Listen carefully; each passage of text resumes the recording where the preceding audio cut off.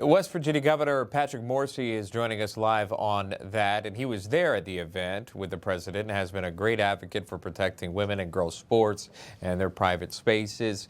Governor, welcome to National Report, and thank you so much. As we just touched on there, it's not just sports and competition, but it's private spaces like restrooms and locker rooms. And when you see those young girls that crowded around as that executive order is being signed, I mean, it really touches your heart, because when you just talk about an executive order versus seeing who it impacts, and it's these young girls here, giving them an opportunity or their opportunity back. Can you just weigh in on that, Governor?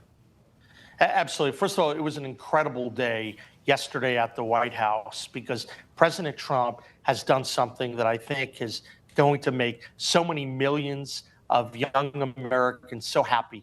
These young female athletes now know that they can have a level playing field and participate in sports. In West Virginia, we've been on the front lines. I've been defending the state law when I served as the state attorney general. We have cases all the way up at the U.S. Supreme Court right now.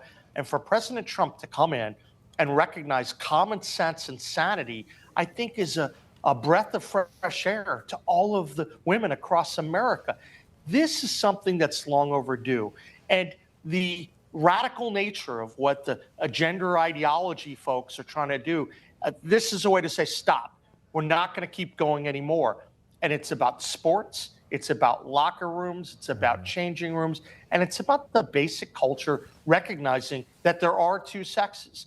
There are men and there are women, and you should treat people appropriately. Isn't it wild that we have to say that? I mean, it's really crazy, the fact that lawsuits are being filed. To your point, Governor, we're following a new lawsuit. This is now being filed by 3 former University of Pennsylvania swimmers, suing to expunge the women's swimming records set by Leah Thomas, arguing that the biological male athlete who identifies as female was allowed to compete in violation of Title IX. The women are suing the university, Harvard University, the NCAA, and the Ivy League Council of Presidents. They claim that by allowing Thomas to compete, the institutions injured them and violated federal law. What do you think about this lawsuit and its potential success? Well, look, there's no surprise. And one of the reasons why this issue turned after years where people were running afraid of the zealots on the other side is that you had people like Riley Gaines step out in front and be a leader. She's an incredible icon across the country because she stood up to that woke ideology. She said no. And so it's no wonder that someone, the people that were involved with the Pennsylvania swimmer are going to step up and say, we don't want to do this anymore. We want to sue, because they know that the tide has turned, that we're moving to a more common sense, sane dynamic. So it's right for people to reclaim what they lost. That displacement that Riley Gaines had, that those Pennsylvania swimmers had, that every woman in America's had, that's been forced to be in a competition with males, I think it's time to remedy all of those wrongs. Right, yeah, and you feel for those that can't get those moments back, the moment of competition